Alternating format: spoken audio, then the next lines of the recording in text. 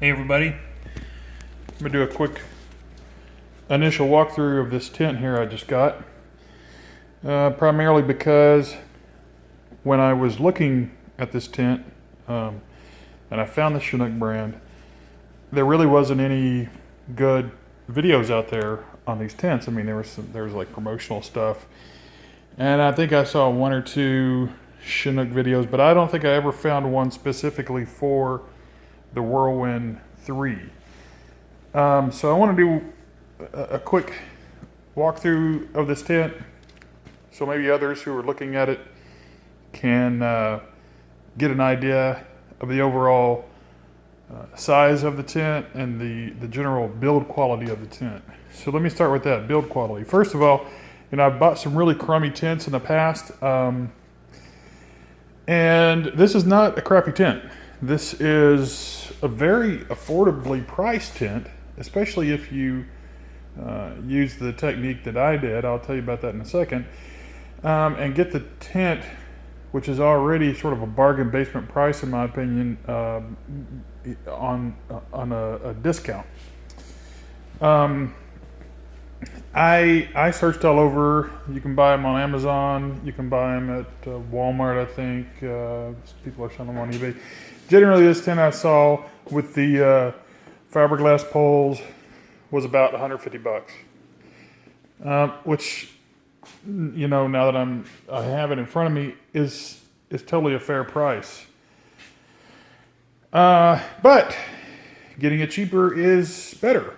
So if you go to jet.com, I don't have anything to do with them, but they have a deal where if your first 3 orders right now, this is May 2017, your first 3 orders are 15% off. So that puts this tent shipped to my house in 5 days at $120.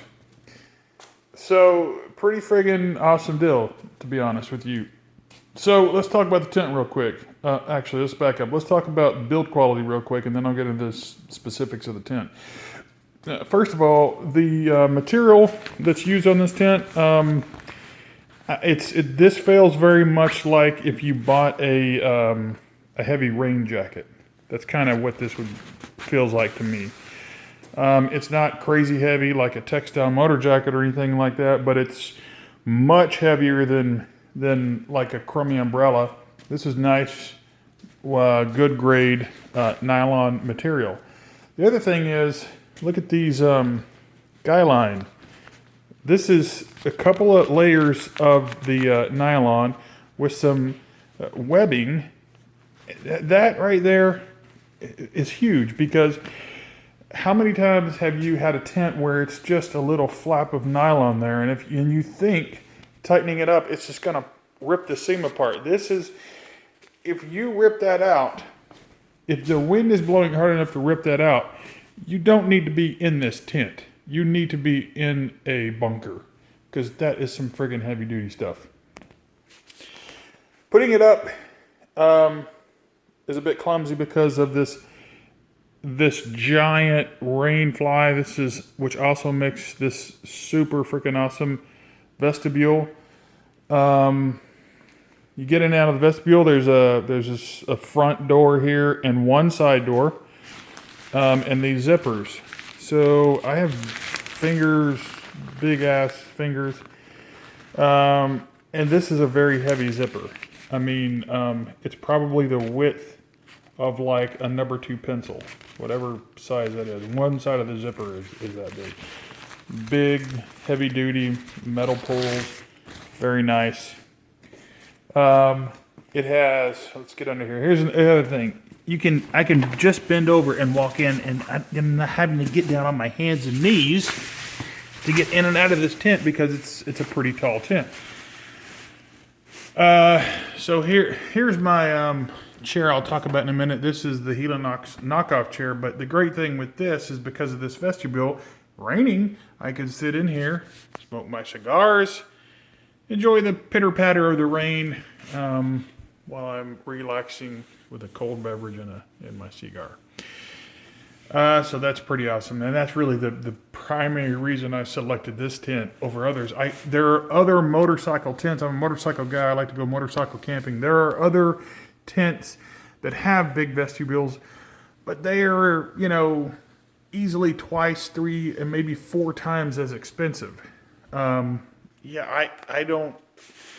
I'm not living in this thing. I'm going, a few times a year. So if I did, I still think that this tent would probably survive. It's just so well made. Look at these corners here. This is reinforced with an extra layer sewn in to the corner, so you're not just going to pull that out. The other thing is this is really nice, fine no-seam mesh right here. See if I can show you a little bit of that. See that? Yeah.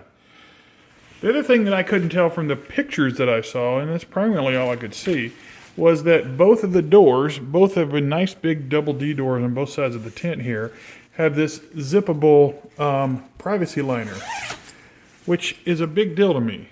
On a hot day, I can open up the doors, I can unzip both of these, and boom, I got some nice ventilation. What it looked like to me was that this was just, the front one anyway, was just a mesh door. And I wasn't crazy about that because I was concerned about too much airflow. When it's cold and you got a whole wall, or worse, like I have a hooligan tent, which is 98% mesh, on a chilly, breezy night, you better have a decent sleeping bag, because you're gonna feel it.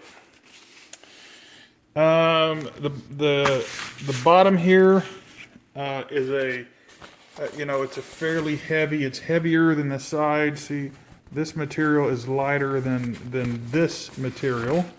It's not like the Coleman tents, which have sort of a one-piece, very crinkly, but very durable tub-style bottom. This is a tub style that goes all the way around. It's heavier, and it has a nice, you can sort of feel and maybe see a little bit of the shine, a very good sealed bottom. So I think that's going to handle very well. I will probably still buy a tarp, but the tarp is really just the sacrificial lamb, just so I don't, hopefully it protects the bottom so something doesn't come through.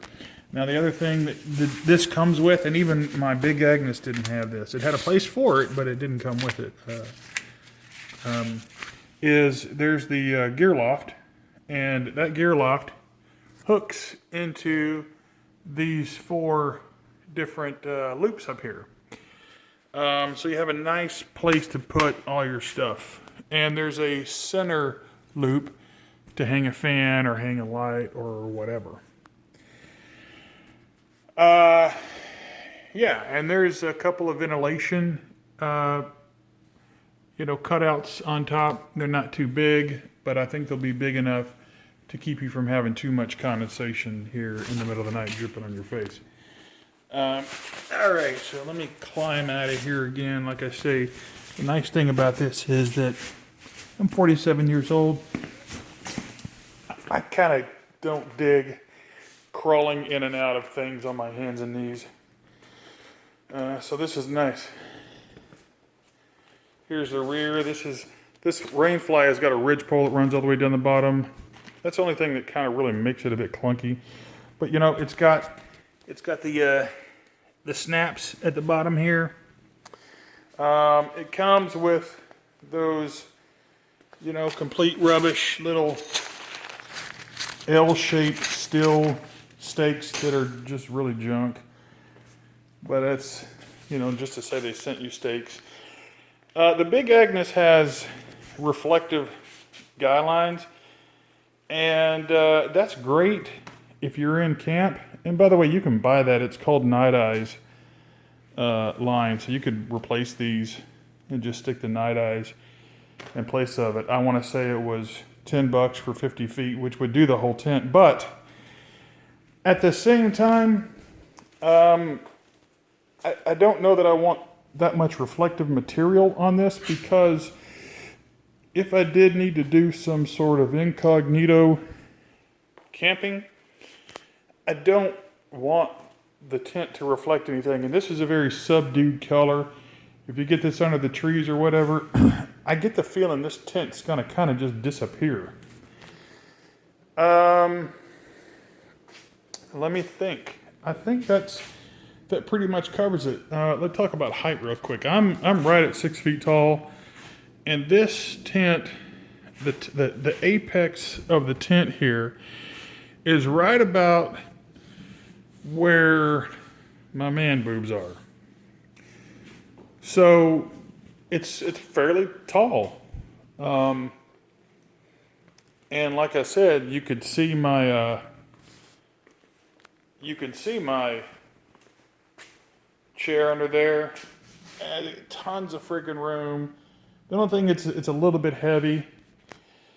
And so that's not a big deal for a motorcycle guy. But if you wanted to save a few pounds, you could buy the aluminum poles, which save, I don't know, 3 pounds or something, but they're like 50, 60 bucks more.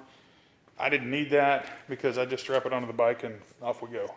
If I want to save weight, I'll do that by saving weight on me. I got a long way to go before 3 pounds matters on a tent. Anyway, that's the deal. Hope this helps. Later.